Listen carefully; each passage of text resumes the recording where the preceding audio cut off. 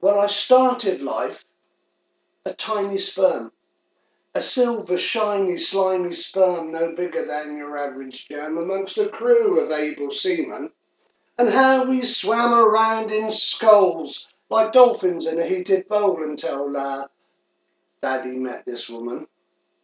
Well, then suddenly, without a word, my friends and I, we felt a jerk, and all were thrusted forward.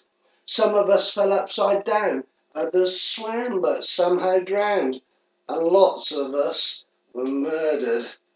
Except I, alert, ungrazed, unhurt, I saw hope inside that ovum, and like a stallion from the stalls I bolted out the scrotum. How I swam, it seemed for days, my tail shed and out of breath.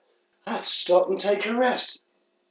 Next thing I knows, I'm in this egg, and there I sat for weeks on end, alone inside without my friends.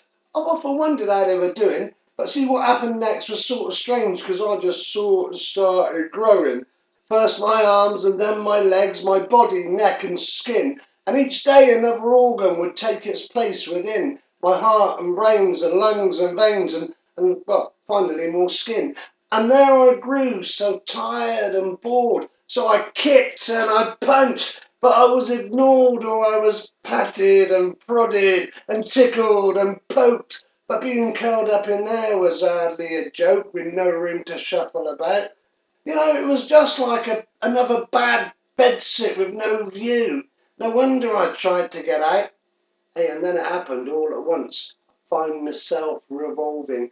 Upside down I go again, and all around me was dissolving. First of all, a watery flood, followed by a surge of blood, and again I thrusted forward, but it wasn't over there and then. Getting out was really awkward.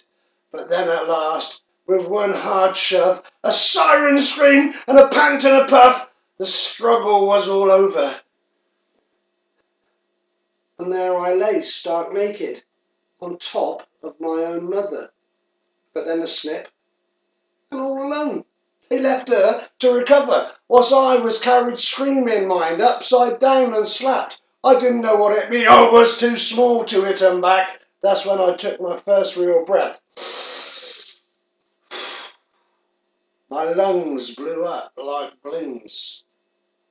And although I was just newly born, my destiny was doomed. You see, as I breathed this clean, fresh air, I also breathed pollution. Is this the start of life, I thought, or the end of evolution? Now, there's a moral to this story. If at first it seems a muddle, well, it clearly reads between the lines that everything we do in life is one long fucking struggle.